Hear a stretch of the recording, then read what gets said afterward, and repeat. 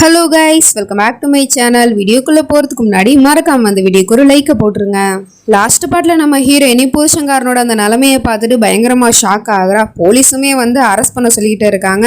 இல்லை ஒரு நிமிஷம் இருங்க அப்படின்னு சொல்லிட்டு இவ புருஷங்காரங்கிட்ட போய் கேட்குறா, என்ன நடந்துச்சு ஓம்கார், ஏன் இந்த நிலைமையில நீங்கள் நிற்கிறீங்க அப்படின்னு சொல்லிட்டு கேட்டா அவனுக்கு எதுவுமே சுத்தமாக ஞாபகம் இல்லை அப்படின்னு சொல்லிட்டு இருக்கான். என்ன சொல்லிட்டு இருக்கீங்க, நல்லா யோசிச்சு பாருங்க அப்படின்னு சொன்ன உடனே அவன் யோசிச்சு பார்த்துட்டு கடைசியாக நானும் விஷாக்காவும் அங்கே டெரஸில் நின்று பேசினது மட்டும்தான் எனக்கு ஞாபகம் இருக்கு, அதுக்கப்புறம் என்ன நடந்துச்சுங்கிறது எதுவுமே எனக்கு ஞாபகம் இல்லை அப்படிங்கிற மாதிரி சொல்லிடுறான். அப்புறம் போலீஸும் அரெஸ்ட் பண்ண பாக்குறாங்க. இல்ல, என் புருஷன் யாரையும் கொலை பண்ணிருக்க மாட்டான், அந்த விஷாக்கா தான் எங்கேயாவது ஓடி போயிருப்பா, அவளோட பாடி கூட கிடைக்கல அப்படின்னு சொன்னா எங்க கண்ணு முன்னாடி இவர் நிக்கிறாரு, அதுவும் கையில ரத்தக்கரை படிஞ்ச செங்கலை வச்சுக்கிட்டு. அப்படின்னா கண்டிப்பா இவர் தான் அந்த விஷாக்காவை கொலை பண்ணியிருப்பாரு. மத்ததெல்லாம் போயிட்டு போலீஸ் ஸ்டேஷன்ல வந்து பேசிக்கோங்க அப்படின்னு சொல்லிட்டு அவனை அரெஸ்ட் பண்ணி அங்க இருந்து கூட்டிட்டு போயிடுறாங்க. அதுக்கப்புறம் இவ போயிட்டு அக்கா கிட்ட தான் ஹெல்ப் கேட்கறா. நீ லாயர் தானக்கா, நீ நினைச்சா என் புருஷனை காப்பாற்ற முடியும், எனக்கு ஹெல்ப் பண்றியா அப்படின்னு கேட்டா அவளும் நான் பெயில் எடுக்கிறதுக்கு முயற்சி பண்றேன் அப்படிங்கிற மாதிரி சொல்லிடுறா. இப்ப மறுநாள் ஆயிடுது. காலங்காத்தாலே புருஷங்காரனை பாக்குறதுக்கு போலீஸ் ஸ்டேஷனுக்கு வந்திருப்பா போல.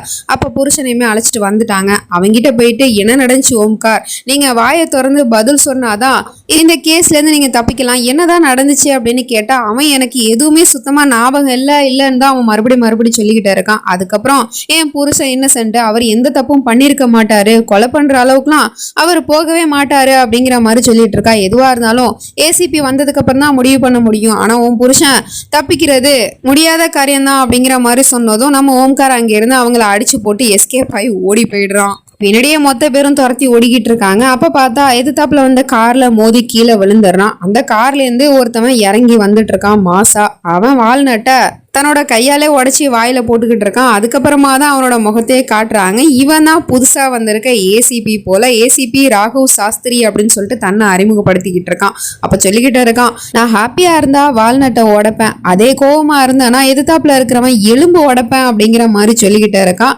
அரெஸ்ட் பண்ணுங்க அப்படிங்கிற மாதிரி சொன்னா அவன் டக்குன்னு கண்ணை பிடுங்கிக்கிட்டு என்ன இங்க இருந்து போக விடுங்க அப்படிங்கிற மாதிரி மாட்டிக்கிட்டே இருக்கான். ஸோ இதெல்லாம் தூரத்துல இருந்து நம்ம ஹீரோயினையும் பார்த்துக்கிட்டு தான் இருக்கா.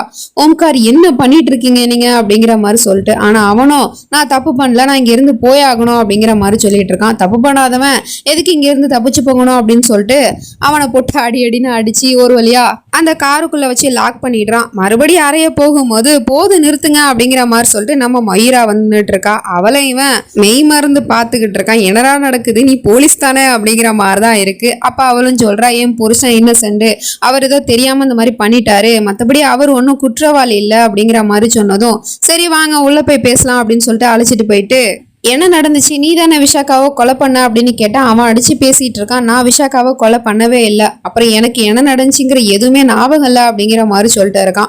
எந்த குற்றவாளி தான் நான் கொலை பண்ணன்னு உண்மையை ஒத்துப்பான், நீ பொய் தானே சொல்லிக்கிட்டு இருக்க அப்படின்னு சொன்னா எப்படி நீங்க என் புருஷன் மேல எந்த ஒரு ஆதாரமும் இல்லாம பழி போட முடியும்? அந்த விஷாக்கா நிஜமாலுமே செத்து போயிட்டா அவளோட பாடி கிடைச்சிருக்கணும்ல, அந்த மாதிரி உங்களுக்கு ஏதாவது கிடைச்சிச்சா? அவ கண்டிப்பா இங்க இருந்து ஓடிதான் போயிருக்கணும். இவங்களும் ப்ராப்பரா இன்வெஸ்டிகேஷன் பண்ணாம என் புருஷனை அரெஸ்ட் பண்ணி கூட்டிட்டு வந்துட்டாங்க அப்படின்னு சொன்னதும் என்ன பாண்டி நீங்க இப்படி பண்ணிட்டீங்க, மேடம் தான் சொல்றாங்கல்ல, வாங்க போய் தேடுவோம், ஏதாவது ஒரு ப்ரூஃப் கிடைக்குதானு அப்படின்னு சொல்லிட்டு மொத்த பேரும் இப்ப அந்த வீட்டுக்கு வந்து பாக்குறாங்க. அங்க ஒரே ரத்தக்கரையா இருக்கு. யாரையோ இங்க இருந்து இழுத்துட்டு போன அந்த தடையும் தான் தெரியுது. ஆனா இது கண்டிப்பா விஷாக்காவோட ரத்தமா இருக்காது அப்படின்னு தான் நம்ம ஹீரோயினை அடிச்சு பேசிட்டு இருக்கா. அதெல்லாம் இருக்கட்டும், அங்க என்ன நிறைய மேங்கோஸ் பாக்ஸ் கிடக்குது அப்படின்னு கேட்டா இங்க மேங்கோஸோட தோட்டம் இருக்கு அப்படிங்கிற மாதிரி சொல்லிட்டு இருக்கா. அப்படியா, எனக்கு மேங்கோஸ்னா சின்ன வயசுல இருந்து ரொம்ப பிடிக்கும், நான் இப்ப சாப்பிட்டே ஆகணுமே அப்படின்னு சொல்லிட்டு இவன் போயிட்டு அதை சாப்பிடுறதுக்காக போயிட்டு இருக்கான். கேஸை விசாரிக்க தானே வந்தீங்க, நீங்க என்ன இப்படி பண்ணிக்கிட்டு இருக்கீங்க அப்படின்னு சொன்னா ஒரு நிமிஷம் இருங்க மேடம் அப்படிங்கிற மாதிரி சொல்லிட்டு அங்க இருக்கிற பாக்ஸ் எல்லாம் எடுத்து பாக்குறான். அதுல ஒரு பாடி கிடக்குது. பாக்குறதுக்கு அச்சசலா விஷாக்காவோட பாடி மாதிரியே தான் தெரியுது. இதை பார்த்துட்டு நம்ம ஹீரோயினி பயங்கரமா ஷாக் ஆயிட்டா. என்னமோ சொன்னீங்களே விஷாக்காவோட பாடி கிடைச்சிச்சான்னு சொல்லிட்டு, இப்ப கிடைச்சது இல்ல, இப்ப என்ன சொல்ல போறீங்க, உங்க புருஷன் தான் கொலை பண்ணி போட்டிருக்கான் அப்படிங்கிற மாதிரி சொல்லிட்டு இருக்கான். அது மட்டும் இல்லாம அந்த பாடியோட முகம் ஃபுல்லாவே சதஞ்சிருக்கான். அதனால ஃபேஸ் வந்து யாரோடதுங்கிறத ஐடென்டிஃபை பண்ண முடியல. ஸோ மார்ச்சரிக்கு அனுப்புங்க, ஃபாரன்சிக் ரிப்போர்ட் வந்துருச்சுன்னா இவன் தான் கொலைகாரங்கிறது கன்ஃபார்ம் ஆயிடும் அப்படிங்கிற மாதிரி சொன்னா நம்ம ஹீரோயினி ஒரு பார்வை பாக்குறா புருஷங்காரனை. கொலையே பண்ணலன்னு சொன்னியே அப்படின்னு சொல்லிட்டு அவன் உடனே பயந்து போயிட்டு அவகிட்ட எக்ஸ்பிளைன் பண்ணிக்கிட்டு இருக்கான். மயிரா, இது எதுவுமே உண்மை கிடையாது, நான் நிஜமாவே யாரையுமே கொல்லல, இது கண்டிப்பா விஷாக்காவோட பாடியா இருக்காது, ப்ளீஸ் என்ன நம்பு அப்படிங்கிற மாதிரி கெஞ்சிக்கிட்டு இருக்கான். அப்புறம் கூட்டிட்டு வந்தாச்சு போல. புருஷங்காரங்கிட்ட தனியா கூப்பிட்டு வச்சும் கேட்குறா, நிஜமாலுமே நீங்க விஷாக்காவை கொலை பண்ணலையா அப்படின்னு கேட்டா அவன் இல்லைன்னு தான் சொல்லிக்கிட்டு இருக்கான். உடனே தலையில கையை வச்சு கேட்டுட்டு இருக்கா, என் மேல சத்தியமா நீங்க கொலை பண்ணல தானே அப்படின்னு சொல்லிட்டு கேட்டா, இங்க பாரு மயிரா, இந்த மாதிரி ஒரு சுச்சுவேஷன்ல என்ன நீ மட்டும் இல்ல யாரும் நம்ப மாட்டாங்க.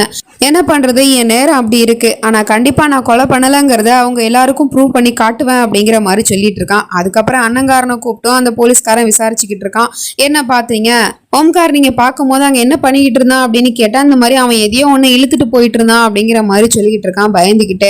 அது வந்து டெட் பாடி தானே, அவன் டெட் பாடியை தானே இழுத்துக்கிட்டு போனான் அப்படின்னு சொன்னா அது எனக்கு தெரியல. ஆனா எதையோ ஒண்ணு அவன் சாக்க முட்டையில கட்டி இழுத்துட்டு போனதான் நான் பார்த்தேன் அப்படிங்கிற மாதிரி சொல்லிட்டு இருக்கான். அப்புறம் அவன்கிட்டயும் வந்து எல்லா ஆதாரமும் உனக்கு எதிராக தான் இருக்கு, அதனால நீ தான் குற்றவாளிங்கிறத ஒத்துக்கோ, இல்லைன்னா நான் உன்னை அடிச்சு ஒத்துக்க வைப்பேன் அப்படிங்கிற மாதிரி சொன்னா, நீ நான் அடிச்சாலும் சரி மிதிச்சாலும் சரி நான் கொலை பண்ணலன்னு தான் சொல்லுவேன். இந்த கொலையை நான் பண்ணவே இல்லை. அந்த விஷாக்கா என்னை மாட்டி விடுறதுக்கு ஏதோ ஒரு பிளான் போட்டு வச்சிருக்கா, என்ன ஃப்ரேம் பண்ணணும் அப்படிங்கிறதுக்காக தான் இதெல்லாம் அவன் பண்ணியிருக்கா. மற்றபடி அந்த பாடி விஷாக்காவோடது தாங்கிறத நான் நம்ப மாட்டேன் அப்படிங்கிற மாதிரி சொல்லிக்கிட்டு இருக்கான். சரி, ஃபாரன்சிக் ரிப்போர்ட் வரட்டும், அதுக்கப்புறம் இருக்குடா உனக்கு அப்படிங்கிற மாதிரி இவனும் சொல்லிக்கிட்டு இருக்கான். அப்புறம் நம்ம ஹீரோயினியும் என்னோட புருஷன் நிஜமாவே கொலை பண்ணியிருக்க மாட்டாரு, அவர் இன்னசென்ட் அப்படிங்கிற மாதிரிலாம் சொல்லிட்டு இருக்கா. சரி, இன்னசென்ட்னு சொல்றீங்களே, ஒரு நிமிஷம் இந்த போட்டோஸ்லாம் பார்த்துட்டு அதுக்கப்புறமும் உங்க புருஷன் இன்னசென்டா இல்லையாங்கிறத சொல்லுங்க அப்படிங்கிற மாதிரி சொல்லிட்டு அவன் ஒவ்வொரு போட்டோஸா காமிச்சுக்கிட்டு இருக்கான். அதாவது செத்து போனான் இல்லையா தம்பிக்காரன், அந்த பியூஸோட போட்டோ, அப்புறம் அந்த குந்தனோட போட்டோ, அதுக்கப்புறம் கடைசியா நீலோட போட்டோ, இது எல்லாத்துக்கும் கடைசியில நம்ம மயூராவோட போட்டோவும் வைக்கிறான். இவங்க எல்லாருமே உங்க புருஷனால பாதிக்கப்பட்டவங்க தான். முக்கியமா நீங்க, உங்களை கூட உங்க புருஷன் விட்டு வைக்கல, உங்க முகத்துல இவ்வளவு பெரிய மார்க்க போட்டதே உங்க புருஷன் தானே. எப்பேற்பட்டவன் கொலை பண்ணியிருக்க மாட்டான்னு என்ன நிச்சயம் இருக்கு அப்படிங்கிற மாதிரி கேட்டா, இங்க பாருங்க, எனக்கு என் புருஷனுக்கும் 1000 இருக்கும், அது எங்களோட பர்சனல் மேட்ரு, அதெல்லாம் நீங்க பேசாதீங்க. இந்த மாதிரி கடந்த காலத்துல நடந்த விஷயத்தெல்லாம் கொண்டு வந்து இப்ப பேசுறதுனால எந்த ஒரு பிரயோஜனமும் இல்லை. என் புருஷன் இன்னசென்ட், அவர் கொலை பண்ற அளவுக்குலாம் போக மாட்டாருங்கிறதுல எனக்கு முழு நம்பிக்கை இருக்கு அப்படிங்கிற மாதிரி சொல்லிட்டு இருக்கா. இந்த பொண்டாட்டிங்களே இப்படிதான்ப்பா, கட்டின புருஷன் கொலைகாரனாவே இருந்தாலும் அவன் உத்தமங்கிற மாதிரியே பேசுவாங்க. இந்த மாதிரி பொண்டாட்டிங்க இருக்கிற வரைக்கும் புருஷன்காரனுங்களையும் கையிலேயே பிடிக்க முடியாது அப்படிங்கிற மாதிரிலாம் சொல்லிட்டு இருக்கான். அப்புறம் அக்காக்காரி கிட்ட புருஷனை பெயில் எடுக்க சொல்லியிருப்பா இல்லையா, அவ வந்து பெயில் கிடைக்கல அப்படிங்கிற மாதிரி சொல்லிட்டு இருக்கா. அதுக்கடையில அவன் வேற புருஷங்காரனை அந்த லாக்அப்ல இருந்து வெளியே கூட்டிட்டு வந்துட்டான். இதுக்கப்புறம் இவனை ஜெயிலுக்கு மாட்ட போறோம் அப்படிங்கிற மாதிரி சொல்லிட்டு, எதுக்காக இந்த மாதிரி பண்றீங்க, என் புருஷன் நிரபராதி அப்படின்னு சொன்னா அதை நிரூபிக்கிறதுக்கு எந்த ஒரு ஆதாரமும் இல்லை. இப்போ அவங்களுக்கு 2 சான்ஸ் இருக்கு. ஒன்னு, அந்த வீட்டுல இருக்கிற சிசிடிவி ஃபுட்டேஜ் அது கிடைச்சிருச்சு அப்படின்னா இவன் நிஜமாலுமே நிரபராதியா இல்ல கொலைகாரனா அப்படிங்கிற விஷயம் தெரிஞ்சு போயிடும். இன்னொன்னு, ஃபாரன்சிக் ரிப்போர்ட், அதுலயுமே இவன் தான் கொலை பண்ணியிருக்கானா இல்ல உங்க புருஷன் சொல்ற மாதிரி அந்த பாடி வேற யாரோடதா அப்படிங்கிற விஷயம் எல்லாம் தெரிஞ்சு போயிடும். ஆனா அது வரைக்கும் இவன் ஜெயில தான் இருந்தாகணும் அப்படிங்கிற மாதிரி சொல்லிட்டு அழைச்சிட்டு போயிட்டு இருக்கான். அப்படி போறத பார்த்துட்டு நம்ம ஓம்கார் முடிவே பண்ணிடுறான். இவன் பாக்குறதுக்கு ரொம்ப கராரா இருக்கான், எப்படியும் நம்மள உள்ள தள்ளணும் அப்படிங்கறதுல இவன் பிடிவாதமா இருக்கான். அதனால இவன் என்ன வேணா பண்ணுவான். இப்போ நான் தான் ஏதாவது பண்ணி ஆகணும், நான் குற்றவாளி இல்லைங்கிறத நானே தான் ப்ரூவ் பண்ணி ஆகணும், எனக்கு இவன் மேல நம்பிக்கையே இல்லை அப்படிங்கிற மாதிரி சொல்லிட்டு அப்படி போயிட்டு இருக்கும் போது அங்க இருக்கிற கீழே கிடந்த ஒரு கம்பை காலால எட்டி உதஞ்சி எடுத்து அவனோட தலையில ஒரு அடிச்சுட்டு அங்க இருந்து எஸ்கேப் ஆகி ஓடி போயிடுறான். அந்த போலீஸ் ஜீப்பே எடுத்துக்கிட்டு பின்னாடியே துரத்தி பிடிக்க போறாங்க. மயிரா வேற ஓம்கார் அப்படின்னு சொல்லிட்டு கத்திக்கிட்டு இருக்கா. அப்ப அங்க இருக்கிற போலீஸ் ஷூட் பண்ணிடுறான். அடுத்த நிமிஷமே இவன் மின்டி அப்படின்னு சொல்லிட்டு கத்துறான். என்னடா இது, இந்த மின்டிங்கிற நேமு அப்பா மட்டும் தானே கூப்பிடுவாரு, ஏன்னா இது நம்ம ஹீரோயினோட நிக் நேமு, இந்த பேர் எப்படி இவனுக்கு தெரிஞ்சிச்சு அப்படிங்கிற மாதிரிதான் இருக்கு. அதுக்கப்புறம் ஓடி வந்து மொத்த பேரும் பாக்குறாங்க. நல்ல வேலை அவளுக்கு எதுவும் ஆகல. ஆனா அதுக்கப்புறம் போலீஸ்காரனை போட்டு பயங்கரமா அடிச்சுக்கிட்டே இருக்கான். என்னோட பர்மிஷன் இல்லாம நீ எப்படி ஷூட் பண்ணலாம் அப்படிங்கிற மாதிரி சொல்லிட்டு நம்ம மயூராவா அவன் கூப்பிட்டு அந்த பேரை காதுல வாங்கியிருப்பா. ஸோ அதனால அவ கேள்வி கேட்கிறா, ஒரு நிமிஷம் இருங்க, என்னோட இன்னொரு பேரு மின்டிங்கிற விஷயம் உங்களுக்கு எப்படி தெரியும் அப்படிங்கிற மாதிரி கேள்வி கேட்டுட்டு இருக்கா. அவன் திருன்னு முழிச்சுக்கிட்டே இருக்கான். ஸோ இவன் நடந்துக்கிறத பார்த்தா ஏற்கனவே நம்ம ஹீரோயினி இவனுக்கு தெரிஞ்சிருக்குன்னு தான் நினைக்கிறேன். பட் எந்த வகையில அப்படிங்கறதெல்லாம் தெரியல. வெயிட் பண்ணி தான் பார்க்கணும். நெக்ஸ்ட் நினைச்சு நம்ம பாட்டில் பார்த்து தெரிஞ்சுப்போம். அது வரைக்கும் பை ஃப்ரெண்ட்ஸ்.